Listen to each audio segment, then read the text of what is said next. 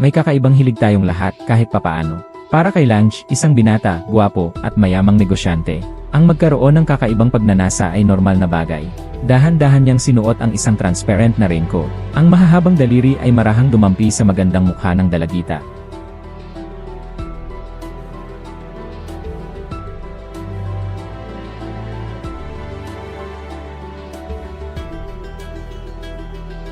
May kakaibang pagkagusto si Lange sa mga dalagitang naliligaw ng landas, mga bulaklak na nalalanta. Ang pinagtataguan niyang charitable foundation ay mayroong drug rehabilitation center. Ito mismo ang kanyang pinagplanuhang hunting ground. Sa ilalim ng pangakong libreng pagre-rehab, ang institusyong ito na tila kawanggawa ay espesyal na nangangalaga sa mga batang babaeng wala pang gaanong karanasan sa mundo.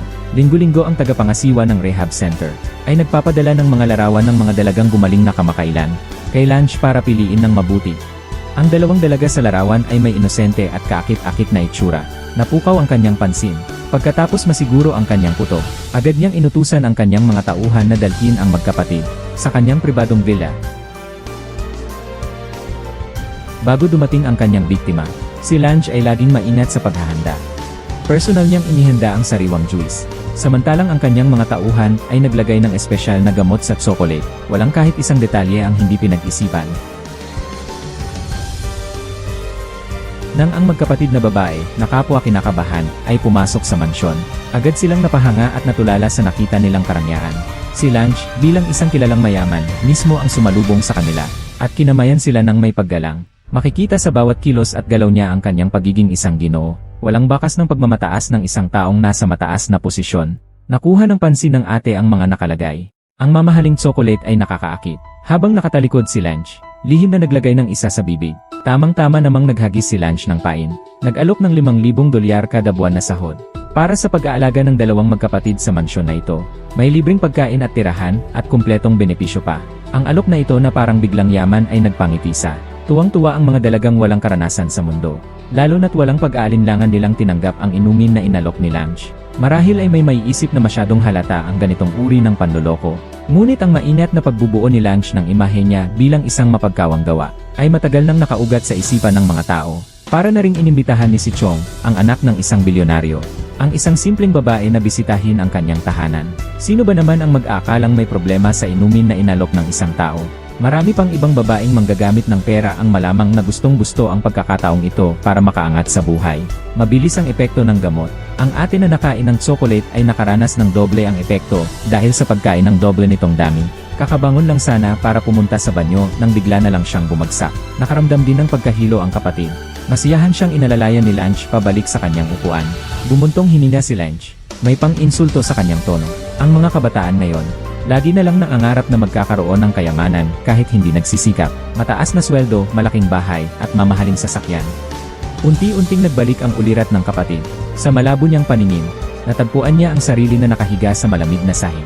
Ang likas na pagnanais na mabuhay ang nag-udyok sa kanya para pilitin ang kanyang nanghihinang katawan. Gamit ang lahat ng kanyang lakas, gumapang siya patungo sa pinto.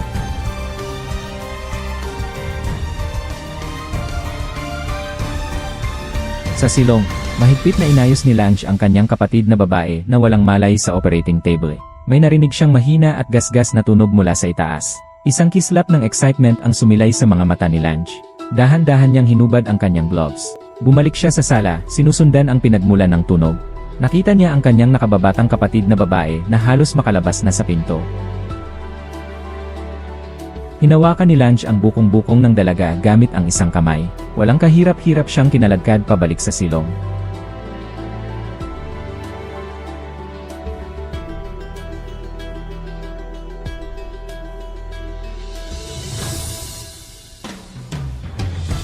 Ang dalaga ay umiiyak ng may pag-asa, at ang ganitong pagpupumiglas sa pagkamatay, ay siyang paborito ni Lange. Di nagtagal, ang mamahaling sasakyan ni Lange ay huminto sa harap ng pinto dala si Nina. Tinawag si Nina dahil sa sinabi nitong noon, na gustong patayin ang kanyang asawa. Kunwari malambing siyang yumakap kay Lange.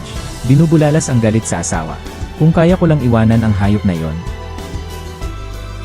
hindi sana kita lalapitan. Pagkatapos ay sinipsip ang tenga ni Lange, nag-iwan ng malabong marka ng ngipin. Tinitingnan ang kaunting dugo sa kanyang mga daliri. Biglang hinawakan nilang ang kanyang pulso. May kahulugang sinabi, ang magagandang kamay na ito. Kailangan pa ng maraming pagsasanay. Gamit ang voice command, binuksan ni Lange ang pinto ng basement. Nang utusan niyang patayin ni Nina ang babae bilang pagpapakita ng katapatan, biglang tumunog ang doorbell. Dalawang pamilyar na anino ang lumitaw sa monitor. Nang uuyam na tumingin si Lange kay Nina na biglang nagbago ang kulay ng mukha. Mukhang ikaw ang hinahanap nila. Bahagyang lumiit ang mga mata ni Nina. Hindi niya inaasahan na biglang susulpot si Ana sa ganitong pagkakataon. Isang kapanapanabik na laro ng pusa at daga ang opisyal na nagsimula.